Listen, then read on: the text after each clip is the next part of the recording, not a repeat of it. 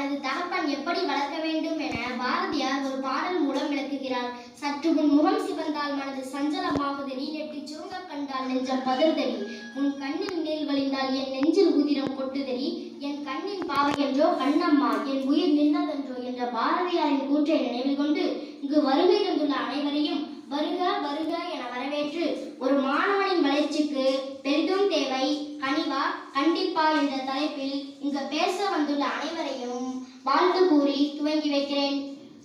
என்னையா புள்ள வளர்க்குறீங்க, புள்ளன்னா இப்படி இருக்கணும் என்று இரு வேறுபட்ட கூற்றிற்கு இங்கு விளக்கமளிக்க அமர்ந்துள்ள அனைவருக்கும் வணக்கம். நமது தலைப்புல கண்டிப்பே சிறந்த முறை என்று கூறும் நமது இன்ஃபண்ட் அவர்களை பேச அழைக்கிறேன். வாங்க நமது இன்ஃபண்ட், உங்களோட கருத்தை பதிவிடுங்க. என்னை பெற்றெடுத்த தாய்க்கும் தத்தெடுத்த தமிழுக்கும் என் முதற்கண் வணக்கங்கள். அன்பும் அறிவும் வாய்ந்த நடுவர் அவர்களே, மேடையில் இருக்கும் பெற்றாளர் பெருமக்களே, அவையர்களே, ஆசிரியர்களே, மாணவ கண்மணிகளே, உங்கள் அனைவருக்கும் என் வணக்கங்கள். ஒரு கருத்து பதிய வேண்டும், ஆணைத்தனமாக பதிய வேண்டும். அப்படிதான் கண்டிப்பும் இருக்க வேண்டும். என்ன கண்டிப்புன்னா என்ன சாதாரணமா நினைச்சீங்களா? பரம்பை நாடாதவன் தன் மகனை பைக்கின்றான். வில்லத்தில் கூட சொல்லியிருக்கு, spare the road spoil the child. இன்னைக்கு நம்ம எப்படி பிள்ளைக்கிறோம், அப்பாவும் அம்மாவும் கண்டிக்கிறது இல்லை, ஆசிரியரும் கண்டிக்க கூடாது. அப்புறம் எப்படி அவன் ஒழுங்காக வளருவான்? இப்போ பெரியவங்களே யாரும் எப்படி பேசணும் தெரிய மாட்டேங்குது. அப்போ 10-15 வயசு பையனுக்குலாம் என்ன தெரியும்? பக்கத்தில் உட்கார வச்சுட்டு கொஞ்சிக்கிட்டா இருப்பாங்க. 68 பிள்ளைங்களை வச்சுட்டு பாடம் நடத்தணும், 45 நிமிஷத்துல வகுப்பு முடிக்கணும், பாடத்தையும் சொல்லி கொடுக்கணும், 100க்கு 100 மார்க் எடுக்க வைக்கணும். நடுவர் அந்த அன்னிக்கிட்ட ஒரே ஒரு கேள்வி கேட்டுக்கிறேன், கணிவினா எப்படி செய்யறதுன்னு சொல்லி கொடுங்க. நாங்கள் கேட்டுக்கிறோம். உடைக்காத முருங்கையோ அடிக்காத பையனும் ஒழுங்கா வளர்ந்ததா சரித்திரமே இல்லை. நடுவர்களே, ஒரு மாணவன் இந்த சமுதாயத்தில் சிறந்த மனிதனாக வாழ வேண்டும்னா அவனது சிறு வயது முதல் கண்டிப்போடு வளர்த்தாதான் நாளைய சமுதாயத்தில் சிறந்த தலைவனாக வருவான்.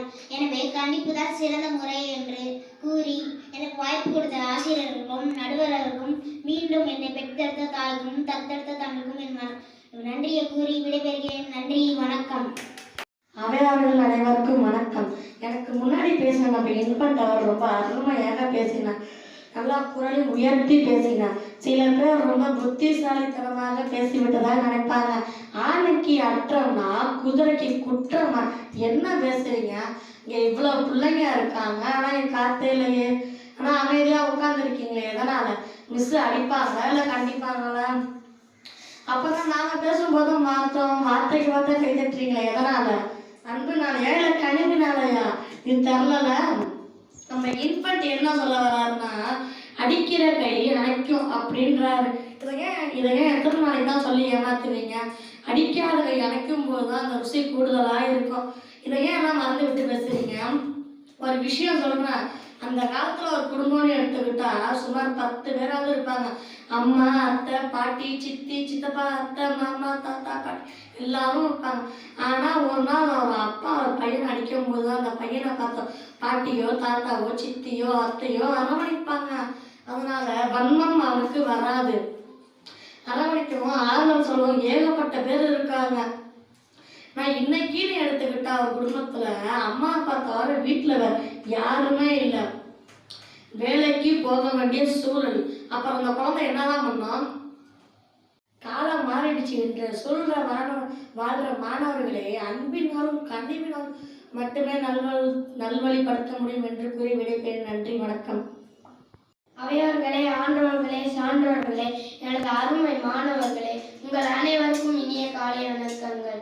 எதிரணியிலிருந்து வந்த நம்ம யோகேஸ்வரன் கிட்ட ஒரே ஒரு கேள்வி கேட்டுக்கிறேன். பணிவுனா எப்படி இருக்கணும்னு சொல்றீங்க? காலைல வந்த உடனே பசங்க காலெல்லாம் தொட்டு வணங்கி படிங்கப்பா படிங்கம்மா, நீங்க படிச்சாதான் வேலை கிடைக்கும், எனக்கு சம்பளம் கிடைக்கும் அப்படின்னு சொல்லணுமா? குரு என்பதற்கு மரியாதை வேணாமா? என்னையா நம்ம வீடுகள்லையும் கண்டிக்காம நாமளும் கண்டிக்காம என்னதாயா பண்றது? சென்னையில பாத்தீங்களா என்ன நடக்குதுன்னு? பஸ் டே கொண்டாடுறாங்களாம், கையில அருவாளோட போறோம்.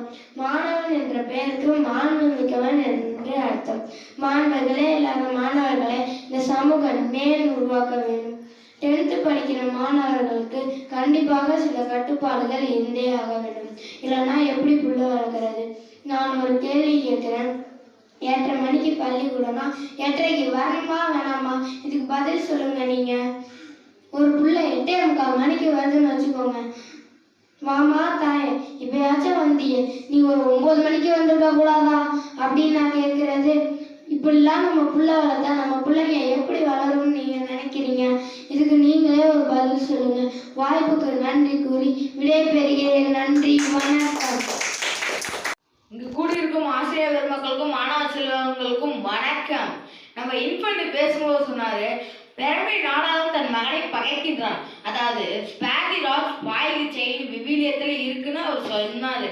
ஐயா என்னை மன்னிச்சிடுங்க, எனக்கு விவிலியம் தெரியாது. நீங்க சொன்ன அந்த வார்த்தை புதிய ஏற்பாட்டில் இருக்கா பழைய ஏற்பாட்டில் இருக்கா? பழைய ஏற்பாட்டில் இருக்கிறது. ஐயா பழைய ஏற்பாடு இருக்கும்போதே புதிய ஏற்பாடு வந்தது. காலங்கள் மாறுகின்ற போது கொள்கைகள் கோட்பாடுகள் மாறும் என்பதனால் தான் பழைய ஒன்று இருக்கும்போதே புதிய ஒன்று வந்தது. என்ன பேசுறீங்க நீங்க? அப்புறம் அவர் சொல்றாரு கனிவுனா என்னன்னு சொல்லி கொடுக்கணும்னு சொல்றாரு. சொல்லி கொடுத்து வருவதா கனிவு? அது பிள்ளைகளை பார்க்கும்போது நெஞ்சில் இருந்து இயற்கையாகவே பீரிட்டு வருவதுதான் கனிவு. நடுவர் அவர்களே, நீங்க கனிவான இதயம் படைச்சவரா இருந்தா இதற்கு நீங்க தான் சரியான முடிவு நீங்க தான் சொல்லணும். வாய்ப்பளித்தமைக்கு நன்றி கூறி விடைபெறுகிறேன். நன்றி, வணக்கம். நான் இருதரப்பு வாதங்களையும் நல்லா ஆராய்ஞ்சு பார்த்தேன். அதுலேருந்து எனக்கு என்ன தெரியுதுன்னா, ஒரு மாணவன் தப்பு செய்யறான்னா ஆசிரியர் கண்டிக்கணும், இல்லைனா போலீஸ் கண்டிக்கிற தேவைப்படும். அதனால ஒரு மாணவனை நம்ம கண்டிக்கணும். அதே சமயத்துல ஒரு மாணவனுக்கு கனிவு தேவைப்படும். ஏன்னா அந்த மாணவன் திருப்பியும் அந்த தப்பை செய்யாம இருக்கணும்னா அதுக்கு கனிவும் தேவைப்படும். அதனால ஒரு மாணவனுக்கு எங்க கண்டிப்பு தேவைப்படுமோ அங்க கண்டிப்பாக கண்டிப்பு இருந்தே ஆக வேண்டும். அதே சமயத்துல ஒரு மாணவனுக்கு கனிவு தேவைன்னா அங்க கனிவும் கண்டிப்பாக இருந்தே ஆக வேண்டும். அதனால ஒரு மாணவனின் வளர்ச்சிக்கு கனிவும் கண்டிப்பும் சிறந்த வழியாக அமையும் என்று கூறி இதுவே எனது தீர்ப்பாகவும் முடிவெடுக்கிறேன். நன்றி, வணக்கம்.